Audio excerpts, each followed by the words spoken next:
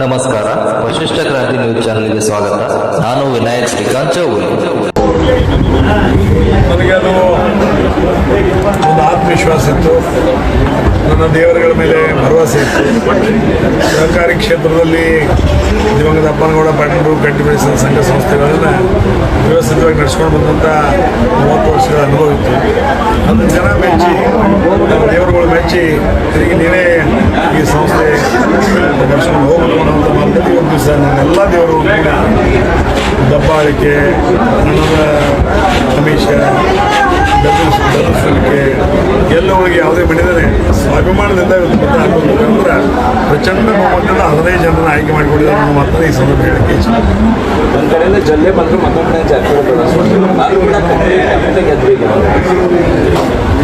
ಪತ್ನಿ ಫ್ಯಾಮಿಲಿ ರಾಜಕಾರಣ ಮಾಡೋದಿಲ್ಲ, ಮೊದಲಿಂದ ನಾವು ಸಮಾಜಕಾರಣ ಮಾಡ್ತೀವಿ. ಕಾಂಗ್ರೆಸ್ ಇರ್ಬೋದು, BJP ಇರ್ಬೋದು, JDS ಇರ್ಬೋದು, ಇನ್ನೊಂದು ಇರ್ಬೋದು, ಮತ್ತೊಂದು ನಮ್ಮ ತಾಲೂಕಿನ ಜನ ನಮ್ಮ ದೇವರು. ಅವ್ರನ್ನ ಎಲ್ಲ ರೀತಿಯಿಂದ ಸಾಮಾಜಿಕವಾಗಿ, ಶೈಕ್ಷಣಿಕವಾಗಿ, ಧಾರ್ಮಿಕವಾಗಿ, ಸಹಕಾರಿ ಕ್ಷೇತ್ರ ಎಲ್ಲ ಕ್ಷೇತ್ರಗಳಲ್ಲಿ ಸಹಿತ ಅವ್ರನ್ನ ಕೂಡಿಸ್ಕೊಂಡು ಕೇಳ್ಕೊಂಡು ಹೇಳ್ಕೊಂಡು ಮಾಡುವಂಥ ಒಂದು ಕುಟುಂಬದ ಒಂದು ವ್ಯವಸ್ಥೆ ನಮ್ಮ ತಾಲೂಕಿನಲ್ಲಿದೆ. ಬಹುಶಃ ಜೊಲ್ಲೆಯವರು ದುಡ್ಡು ಹಾರಿಸಿದ್ರೆ ಏನು ಬೇಕಾದ್ರೂ ಆಗ್ತದೆ ಅನ್ನೋ ಮಾತನ್ನು ಜೊಲ್ಲೆಯವರು ಎಂಟ್ರಿ ಮಾಡಿದ್ರು. ಅಥವಾ ಜೊಲ್ಲೆಯವ್ರನ್ನ ನಾವು ಭಯ ಯಾಕೆ ಬೀಳಬೇಕು, ಇವ್ರನ್ನೂ ತೊಗೊಂಡು ಬಾಯಿ ಬಿದ್ದರೆ ಅನ್ನೋಂಥ ಸಂದರ್ಭದಲ್ಲಿ ಜಾರಕಿಹೊಳಿಗರೂ ಅವರು ತಪ್ಪು ಮಾಹಿತಿಯನ್ನು ಕೊಡೋದ್ರ ಮುಖಾಂತರ ಅವ್ರು ತೊಗೊಂಡು ಬಿದ್ದಿರ್ಬೋದು. ಆದರೆ ಇದರಲ್ಲಿ ಜಾರಕಿಹೊಳಿಯವರು ಇವತ್ತು ಸೋಲಿಕ್ಕೆ ಮುಖ್ಯವಾಗಿರ್ತಕ್ಕಂಥ ಕಾರಣ ಜೊಲ್ಲೆಯವರಂತ ನಾನು ಸ್ಪಷ್ಟವಾಗಿ ಹೇಳ್ತಾ ಇದ್ದೀನಿ. ಯಾಕಂದರೆ MP ಎಲೆಕ್ಷನದ ಶೇಡ ಅದು ಜೊಲ್ಲೆಯವ್ರ ತಲೆಯಲ್ಲಿತ್ತು. ರಮೇಶ್ ಕತ್ತಿ ಮೇಲೆ ಗಣ್ಣಿಟ್ಟು ನಾನು ಹೊಡ್ತಾರೆ. ನಾನು ರಮೇಶ್ ಕತ್ತಿ ನಮ್ಮ ಹೆಗಲ ಮೇಲೆ ಗಣ್ಣಿಟ್ಟು ಅವ್ರು ಹೊಡಿಬೇಕು ಅಂತ ಅವ್ರ ತಲೆಯಲ್ಲಿತ್ತು. ಅದನ್ನು ತಿಳಿಸುವಂಥ ಪ್ರಯತ್ನಕ್ಕೆ ನಾನು ಹೋದೆ. ಒಂದು ವಾರ ಗಂಟೆ ಬೆಳಗಾವಲ್ಲಿ ಹೋಗಿ ಅವ್ರಿಗೆ ಹೇಳುವಂಥ ಪ್ರಯತ್ನ ಮಾಡಿದೆ. ಬಟ್ ಅದಕ್ಕೆ ಬಾಲಚಂದ್ರ ಅವಕಾಶ ಕೊಡಲಿಲ್ಲ. ಅನಿವಾರ್ಯವಾಗಿ ಚುನಾವಣೆ ಮಾಡುವಂಥ ಪ್ರಸಂಗ ಬಂತು. ಚುನಾವಣೆ ಮಾಡಿದ್ದೀವಿ. ಚುನಾವಣೆ ಇವತ್ತು ನಮ್ಮ ಮುಂದೆ ರಿಸಲ್ಟ್ ಎಲ್ಲ ಇದೆ. ಪ್ರಚಂಡ ಬಹುಮತದಿಂದ ನಾನು 15 ಜನ ಇವತ್ತು ದಿವಸ ಆಯ್ಕೆಯಾಗಿದ್ದಾರೆ. ಮತ್ತು ಹುಕ್ಕೇರಿ ತಾಲೂಕಿನಲ್ಲಿ ಯಾವ ಜೊಲ್ಲೆ ಜಾರಕಿಹೊಳಿ ನಡೆದಿಲ್ಲ ಅನ್ನೋದು ಮತ್ತೊಮ್ಮೆ ನನ್ನ ದೇವರು ಸಾಕ್ಷಿ ಮಾಡಿದ್ದಾರೆ. ಮತ್ತು ಬೇರೆ ತಾಲೂಕುಗಳಲ್ಲಿ ಮಾಡಿದ ಹಾಗೆ ಇಲ್ಲಿ ಮಾಡಿದರೆ ಆಗುವುದಿಲ್ಲ ಅನ್ನೋ ಮಾತನ್ನು ಹೇಳಿದ್ದಾರೆ.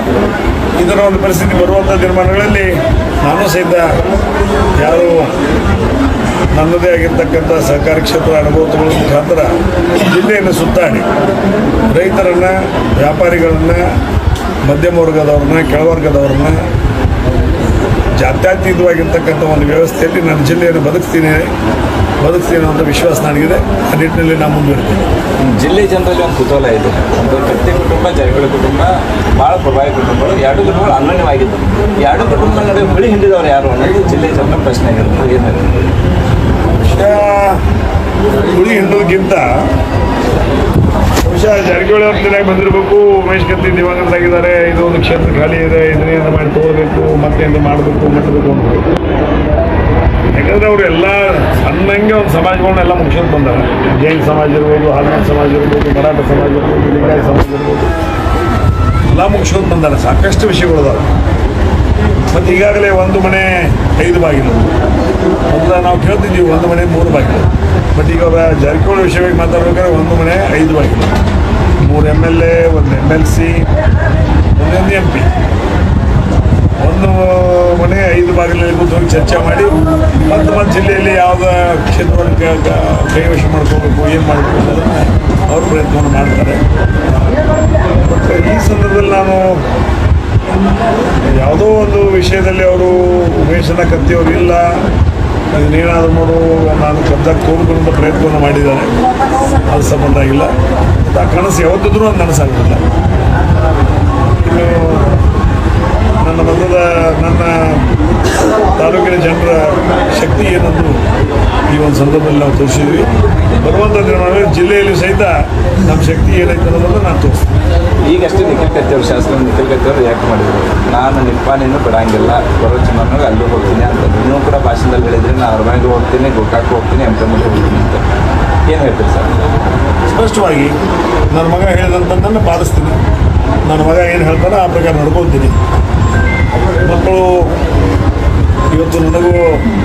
ಮಾರ್ಗದರ್ಶನ ಮಾಡುವಂಥ ಶಕ್ತಿ ಅವ್ರಿಗೂ ಬಂದದ. ಆ ಸಂದರ್ಭದಲ್ಲಿ ನಾನಂತೂ ಮೊದಲನೇ ದಿವಸದಿಂದ ನಿಪ್ಪಾಣಿನೂ ಖಾಲಿ ಅದ, ಅರಮಾವಿ ಖಾಲಿ ಅದ, ಗೋಕಾಕ್ ಖಾಲಿ ಅದ, ಎಮ್ಕರಮಡಿ ರಿಸರ್ವೇಷನ್ ಅದ. ರಿಸರ್ವೇಷನ್ ಅಷ್ಟರೊಳಗೆ ನಾವು ಡಿಲಿಮಿಟೇಷನ್ ಮಾತ್ರ ಅಂದರೆ ಅದು ಖಾಲಿ ಆದರೆ ಅಲ್ಲಿ ನೋಡ್ತೀವಿ. ಏನಾದರೂ ರಿಸರ್ವೇಷನ್ ಇದ್ದಂಥ ಒಳ್ಳೆಯ ವ್ಯಕ್ತಿನ ಹಾಕಿ ಅಲ್ಲಿಂದಲೂ ಓಡಿಸ್ತೀವಿ. ಈ 4 ಕ್ಷೇತ್ರಗಳಲ್ಲಿ ಮುಂದಿನ ನಿರ್ಮಾಣದ 28ನೇ ವಿಧಾನಸಭಾ ಚುನಾವಣೆ 28ನೇ ಸಾಲಿಗೆ ವಿಧಾನಸಭಾ ಚುನಾವಣೆ ಜರುಗ್ತಾರೆ. ಅಲ್ಲಿ ಖಚಿತವಾಗಿ ಸ್ಪರ್ಧೆ ಭಾಳ